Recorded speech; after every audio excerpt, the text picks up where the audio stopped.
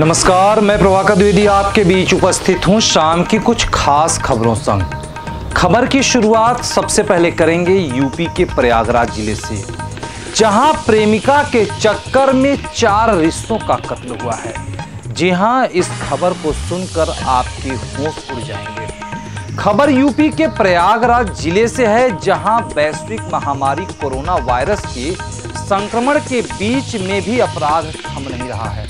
प्रयागराज में गुरुवार को एक ही परिवार के 4 लोगों की निर्मम हत्या कर दी गई थी, जिनमें 4 में 3 महिलाएं तथा 1 पुरुष थे। उस दिन इनकी हत्या की वजह स्पष्ट नहीं हो पाई थी, लेकिन पुलिस की कड़ी मेहनत व अथक परिश्रम व पड़ताल के बाद 3 दिन के बाद ही हत्या का खुलासा हो गया। अपर पुलिस महानिदेशक प्रेम प्रकाश ने किया घटना का खुलासा।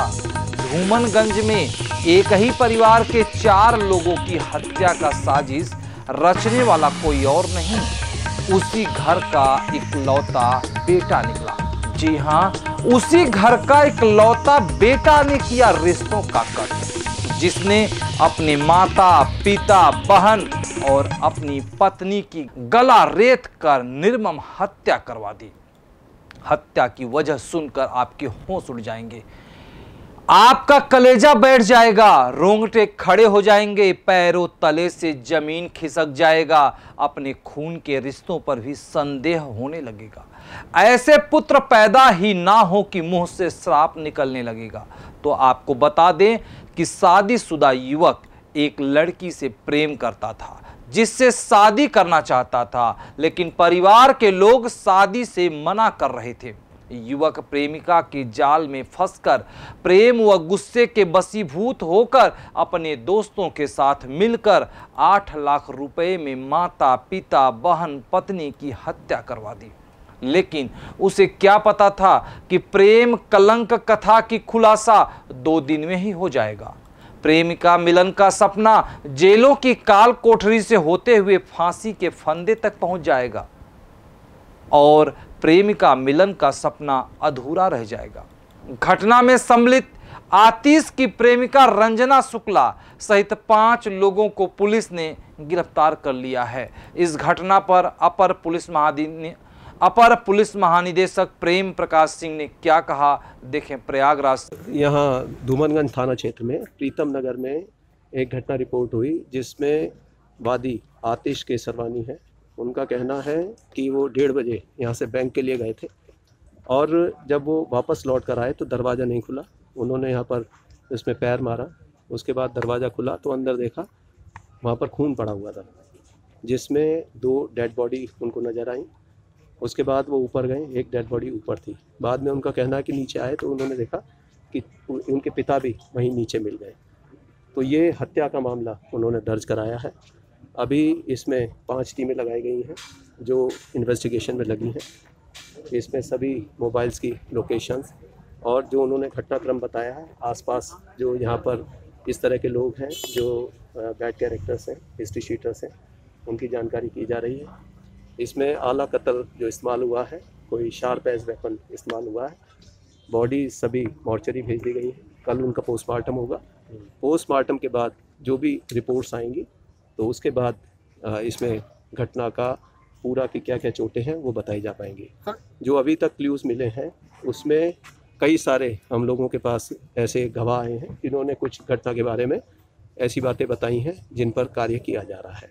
अलग अलग लोगों से पूछताछ जारी है, उसके बाद ही इस घटना के कौन करने वाला है उसके बारे में जानकारी हो पाएगी। सर, एक सीसीटीवी भी लगा, पीछे देख रहे हैं जहां हम लोग खड़े हैं, और कई सीसीटीवी आसपास में लगे हैं। क्या कुछ क्लू सीसीटीवी से मिला है या मिल सकता है, कोई लीड मिल सकती है? क्योंकि ये घने बाजार की घटना है और इसमें यहाँ आसपास कई सीसीटीवी मिले हैं। इस शॉप पर जहाँ घटना स्थल है वहाँ का सीसीटीवी बंद पड़ा हुआ था, लेकिन उसका भी एनालिसिस किया जा रहा है कि पिछले कब तक वो चला है।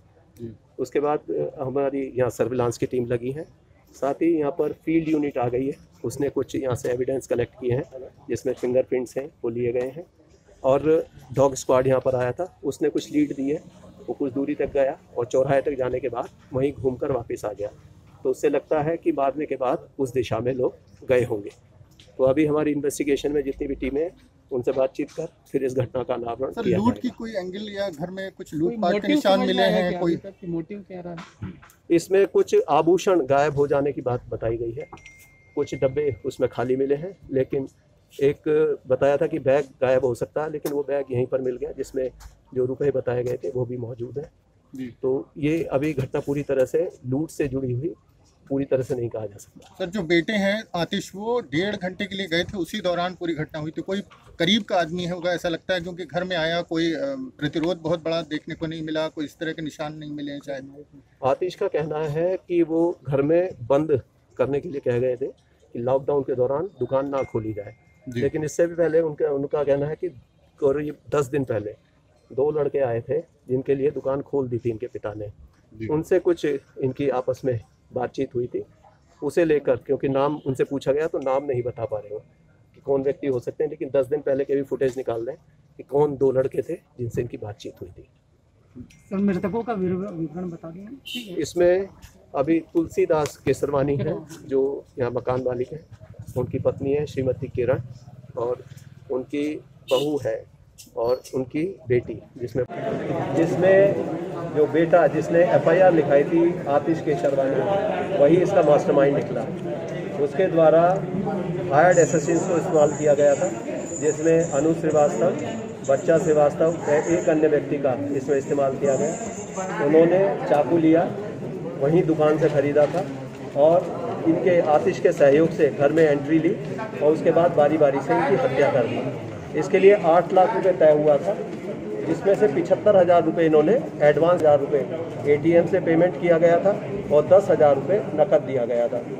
इसमें घटना का जो मोटिव बताया गया है, इसमें आतिश के द्वारा ये अभी तक जो एडमिशन किया गया उसमें बताया कि ये एक महिला से प्रेम करते थे और उसको लेकर घर में काफ़ी झगड़ा रहता था, लेकिन घर वाले इस पर आपत्ति करते थे, इनकी पत्नी के द्वारा आपत्ति की गई। तब इन्होंने अनुज नाम के एक व्यक्ति के साथ मिलकर उससे चर्चा की, उन्होंने कहा कि परिवार को समाप्त कर दिया जाए। तब 8 लाख रुपए में ये सौदा तय हुआ और आज का दिन ये निर्धारित किया गया कि इनके द्वारा एंट्री करा दी जाएगी।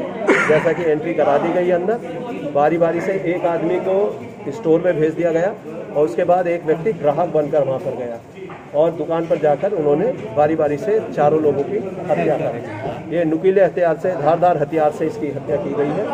और आज जब फॉरेंसिक टीम वहाँ पर गई, उन्होंने जो एविडेंस कलेक्ट किए उससे ये एस्टेब्लिश ने अंततः इसमें जब पूछताछ दोष स्वीकार कर लिया, उसने पूरा घटनाक्रम बताया, जिसमें अभी तक 2 गिरफ्तारी हो चुकी है और 2 अन्य गिरफ्तारियों के लिए टीम रवाना की गई है। गिरफ्तारी किसकी की गई है? अभी आतिश की और अनुज की गिरफ्तारी कर ली गई है, बच्चा श्रीवास्तव और इसका एक अन्य साथी की गिरफ्तारी अभी सर जो कई जगह खून के जो निशान देखे गए, उनसे ये एस्टैब्लिश हो गया कि घर में इसके सबूतों को मिटाने का प्रयास किया गया। इस निष्कर्ष पे पहुंचे, जब पूछताछ हुई, आतिश को बताया गया तो पूरी तरह से टूट गया और उसके बाद उसने घटना का इकबाल कर लिया। क्या अलग बरामद किया गया है उसकी अभियुक्तों की निशानदेही पर, और अभी अन्य अभियुक्तों की गिरफ्तारी के बाद अन्य जो धारदार हथियार हैं उनको बरामद किया जाएगा। बताओ सर 75,000 एडवांस दिया है गुड़िया भैया ने। आतिश भाई 75,000 एडवांस दिए हैं। हाँ। उसके बाद बोले कि करके जाओ, 4 लाख रुपये तत्काल दे दूंगा। हाँ। 8 लाख में बात कहेंगे। क्या करना था? ये बोले थे मर्डर करवाना है। किसका? अपने आप पूरी फैमिली का। अपने पूरी फैमिली का? क्यों? वो परेशान थे इसीलिए वो करवाए थे। क्या परेशान थे? अब उसकी जानकारी मुझे नहीं थी सर। तो मतलब फैमिली में कौन कौन था? इनकी मम्मी थी, पापा थे, बहन थी, वाइफ थी। तो किस चीज से मारे? अब सर वो 2 लोग जो अंदर गए हैं वो बता सकते हैं। तुम कहाँ थे? मैं सर बाहर बाद में गया था। तुम क्या कर रहे थे वहाँ बाहर? मैं इनका वेट कर रहा था। वो कौन लोग थे अंदर, जो नाम बताओ? जो बच्चा श्रीवास्तव और राजकृष्ण श्रीवास्तव, वो मतलब कहाँ के? तेंदुआ के हैं। तेंदुआ कहाँ पड़ता है? ये अजुआ के पास पड़ता है।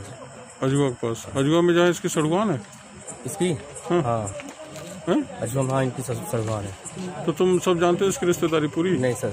हाँ। केवल अजुआ। तो तुम बाहर कहाँ खड़े थे? केवल अजुआ का बाहर हम खड़े थे, पीछे साइड के घर पे। तो तुमको नहीं लगा CCTV वगैरह लगी होगी, कैसे करें? सर जी इसके बारे में मुझे नहीं पता। असित कहाँ था? असित कहाँ था? ये घर से बाहर निकल गए थे। कहाँ? अब ये नहीं पता कहाँ चले गए थे।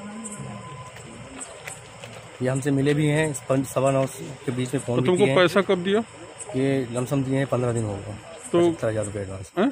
75,000 किसको, तुमको दिए किसी और को? मुझे दिए थे, फिर वो आए थे धूमनगंज। नहीं तो वो कैश दिए हैं कि कैश दिए हैं। किस चीज से गए थे? मैं यहाँ धर्मवीर मूर्ति तक गया था, उधर से वो आए थे ओला करके उस टाइम पे। अच्छा, ओला से आए थे। हाँ। अच्छा, तुम पैसा कहाँ रखे हो? वो पैसा सब वो ही लिए हैं, कौन? जो राजकृष्ण श्रीवास्तव। तो तुम उनको कितना दिए? उनको पूरा दिए थे। तुम अपने पास कुछ नहीं रखे? नहीं सर, हमारे पास कुछ नहीं। तुम इतने ईमानदार हो? अच्छा, चलो ठीक है, पकड़वाओ उनको ना। इसका मामा लगता है सर। सगा मामा है? सगा मामा नहीं है, राजकृष्ण श्रीवास्तव ना। राजकृष्ण श्रीवास्तव वो हमारी चाचा का साला है, मतलब हमारे चाची का भाई है। हाँ। तुम्हारा क्या नाम है? मेरा अनुज कुमार श्रीवास्तव। कहाँ, बाप का नाम? ललित कुमार श्रीवास्तव। ललित कुमार हाँ। श्रीवास्तव। कौन सा गांव? चांदेराई पश्चिम सरीरा। चांदेराई पश्चिम सरीरा। चांदेराई पश्चिम सरीरा। ठीक है।